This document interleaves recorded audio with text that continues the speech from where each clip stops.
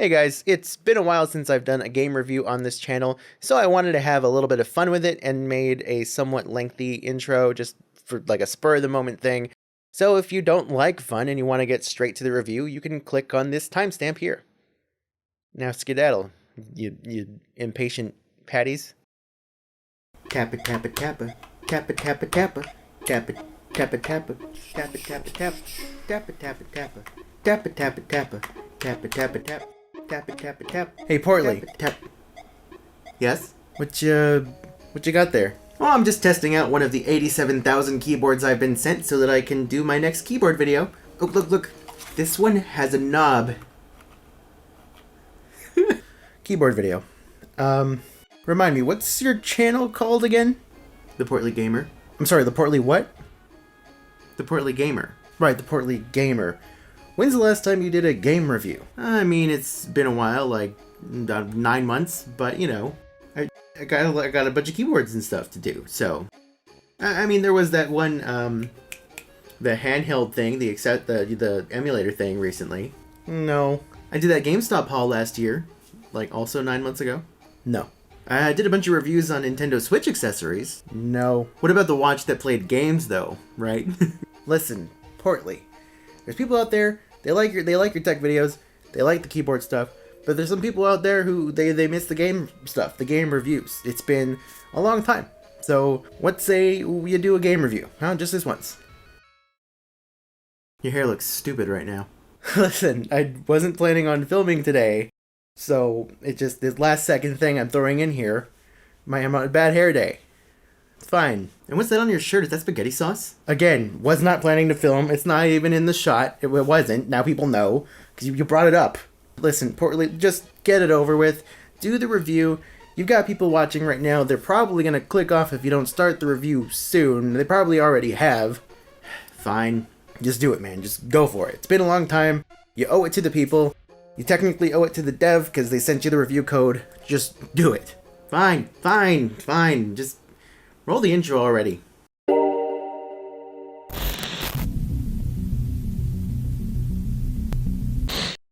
Roguelites are one of my favorite video game genres. I've covered a handful on this channel before, Dead Cells, Scourgebringer, but my favorite has always been Rogue Legacy, the game that coined the term roguelite. Though levels and stats are randomly generated, the permanent character progression and unlocks make it a game that was always fun to grind through for hours. And now, in a similar vein, comes a new contender, Undermine. Get it? Similar vein? Like an ore vein?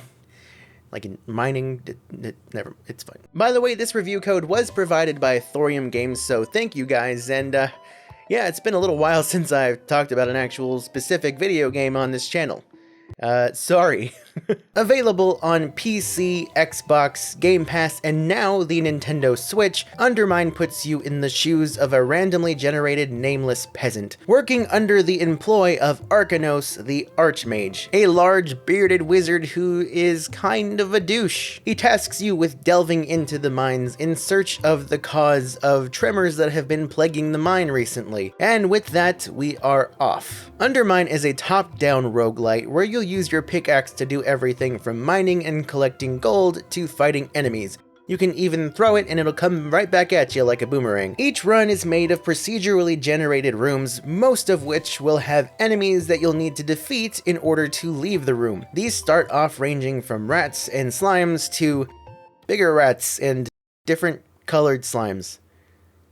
That one's on fire. But believe me, starting out, they will be plenty challenging, especially when combined with the traps you may encounter. Spike floors, arrows, spinny metal fan things. There's also pits you can fall in, those are pretty annoying. If you've played a roguelite before, you know the formula. Advance through rooms, filling the map, collecting treasure and power-ups, and fighting enemies until you make your way to the stairs that will take you down to the next floor, which will get progressively harder, all the while hoping you manage to hold on to enough health so you can defeat defeat the boss and advance even further. You'll also collect bombs and keys to help you get into places you can't normally get into without them. Bombs work here similar to how they do in Zelda games. You can use them to blow stuff up, blow up secret holes in walls, or blow up enemies. You can even find power-ups that will change how your bomb explodes, such as having electrical damage or giant cross-shaped explosions like Bomberman. Die at any point and you lose half your gold, all of your power-ups, and return to the hub before starting the next run. Much like in Rogue Legacy, if the character you're playing as dies, their death is permanent. You'll then continue on to the next run as a new peasant. Unlike Rogue Legacy though, this mainly only seems to affect your character's look as far as I've noticed, as there don't really seem to be any significant stat differences or any character-specific traits. As you advance, you'll happen upon blueprints, NPCs, and upgrades which will help you along your way. Some of the NPCs you encounter will actually move into the hub where you start each run,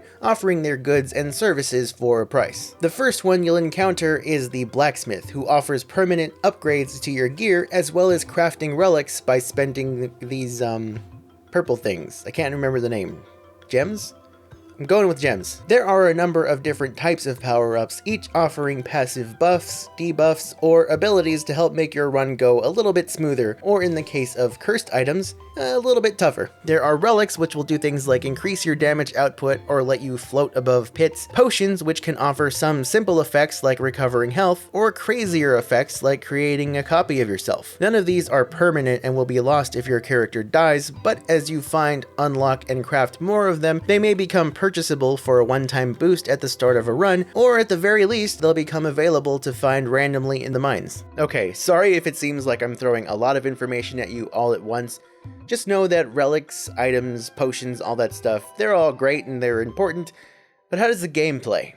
Undermine has a fairly gripping gameplay loop. You go in, you collect as much gold as possible, and get as far as you can, trying to conserve your health so you can defeat the next boss and advance. This is easier said than done though, because the game can be pretty challenging. Enemies and traps are numerous, while health refills can be few and far between, some of which providing very little health, while others may require spending some of that precious gold you're trying to stockpile. Gold is super important here because you'll mainly want to use it at the blacksmith so he can permanently upgrade your gear. Each piece of gear affects your max health, damage, attack speed, throwing range, and more importantly, how much gold you can retain if you die. These are all permanent upgrades and will help make things much easier as you go. It can be a little grindy, but that's part of the charm of roguelites. They're known for their longevity, which is implemented by how difficult they are so that you can grind and just get better at the game and get stronger and you go in and you win.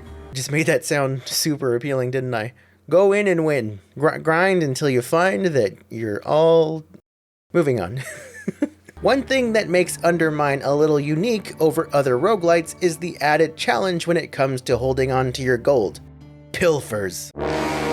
As you use your pickaxe to mine gold or just find gold in treasure chests, these cute little smiley-faced buggers will come out of nowhere and try to take it all for themselves. It's easy enough to keep them away from your gold, and you do have your pet which will help collect the gold as well, but the little guy can only do so much at a time, and pilfers can be fast little buggers. At times it can feel like runs last for maybe a little too long. On the one hand, you want to collect gold so you can become stronger and make the game a little easier. On the other hand, going around looking for every bit of gold comes with the risk of losing health to the game's many obstacles, resulting in having a harder time defeating the boss if you finally get to them. It isn't like games like Dead Cells and Rogue Legacy where you can just rush your way past enemies to get to the next area as unscathed as possible because the doors lock anytime you encounter any enemies, forcing you to fight in order to continue. Even if you could just run through rooms, the floors are all procedurally generated and the map is hidden, so there's no guarantee you would even find the stairs quickly. It's gonna take care and skill to survive and make it through, unlike the first time I died where I kept jumping on all these spikes for some reason and then finished myself off with a potion that I forgot cost me 75 health. Whoops. The bosses, at least for me, are the biggest walls that prevent you from progressing, as is pretty common in some of the roguelites I've played. It can be fairly easy to get to the boss, but even if you have mostly full health, they just might be too quick or too strong, or you just might suck at the game and then they'll finish you off before you even had a fighting chance. But as you keep the grind going and unlock more items, more helpful NPCs, and keep upgrading your gear, you'll be able to make it through and have a fun time doing so. If you like games like Rogue Legacy, Hades, The Binding of Isaac, or a number of other games in the roguelite genre, I think you are really gonna dig Undermine.